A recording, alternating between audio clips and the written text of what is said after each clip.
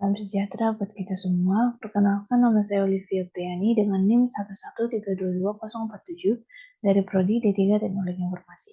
Di sini saya akan menjelaskan tentang proyek berbeda saya yang terdiri dari 4 soal, yaitu yang pertama membuat rancangan basis data IRD dan melakukan translasi IRD. Berikut adalah tampilan IRD dari kelompok PA saya yang terdiri dari tabel struktur, galeri, surat permohonan, visi misi, berita, saran, dan juga user. Setelah itu ini adalah transaksi IR diagram dari kelompok PA saya. Selanjutnya pada soal nomor 2, lakukan validasi terhadap rancangan Anda dengan konsep normalisasi. Saya akan mengambil salah satu contohnya, yaitu pada tabel user. Berikut adalah tampilan tabel user dari kelompok saya. Pada normalisasi 1NF itu memastikan bahwa setiap sel dalam tabel hanya memiliki satu nilai saja.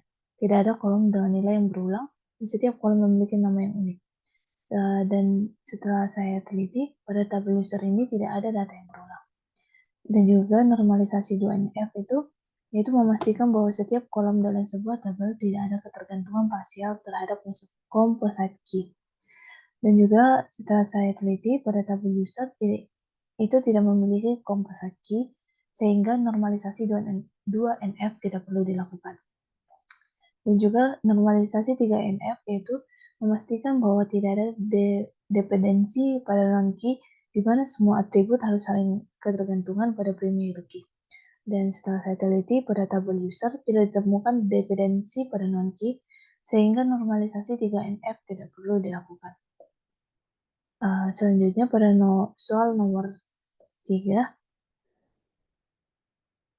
lakukan pengembangan basis data sesuai rancangan final. Berikut adalah basis data beserta tabel-tabelnya dari database proyek akhir 1 saya. Ada tabel galeri, tabel saran, tabel surat, tabel visi misi, dan juga tabel user, dan juga tabel struktur. Enforcing data integrity dengan menerapkan jenis constraint yang sudah Anda pelajari. Pada soal yang B ini, saya telah menerapkan yaitu pada primary key, di mana saya sudah menambahkan primary key pada setiap tabel, sehingga itu merupakan salah satu jenis constraint yang saya pelajari.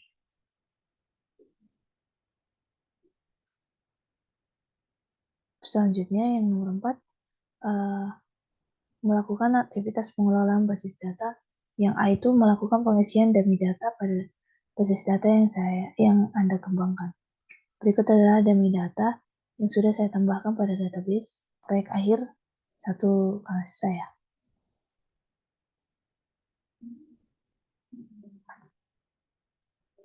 Dan yang B, pada soal buat 10 query untuk menampilkan data dari satu tabel. Di sini saya akan mengambil contoh query dari ini. Select all from user order by name descending. Itu artinya perintah tersebut akan menampilkan data dari tabel user dengan kolom ID user diurutkan secara menurun atau descending berdasarkan nilai pada kolom ID user. Jadi, data yang ditampilkan akan dimulai dari ID user yang paling besar atau yang terbaru dan berakhir pada nilai ID user yang paling kecil atau yang terlama. Selanjutnya, pada soal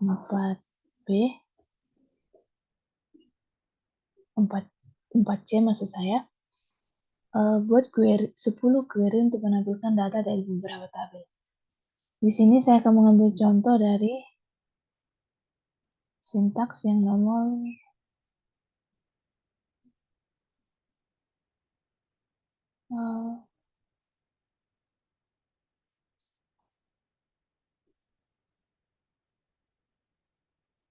ini.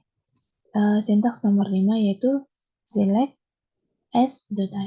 select as ID user, name, email from user, right join surat on ID user sama dengan dari ID user.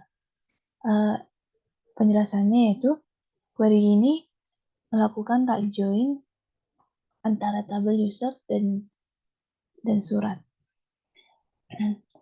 Di mana query ini digunakan untuk mengambil data user, nama dan email dari tabel user, dan data ID user dari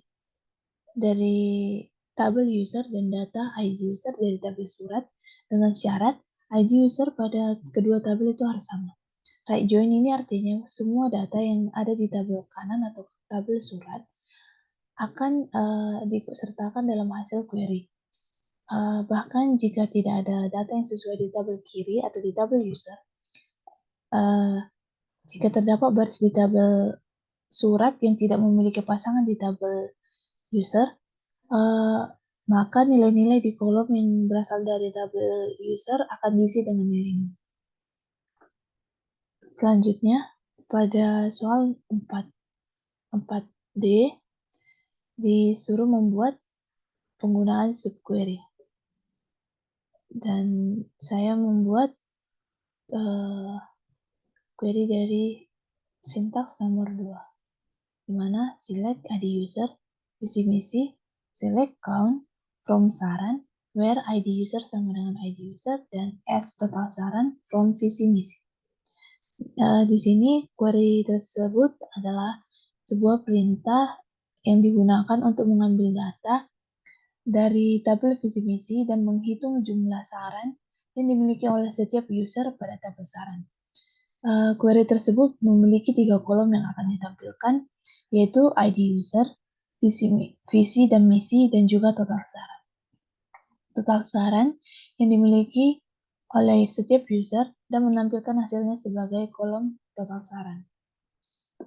Sekian penjelasan dari saya. Jika ada kesalahan kata, mohon dimaafkan. Sekian dan terima kasih.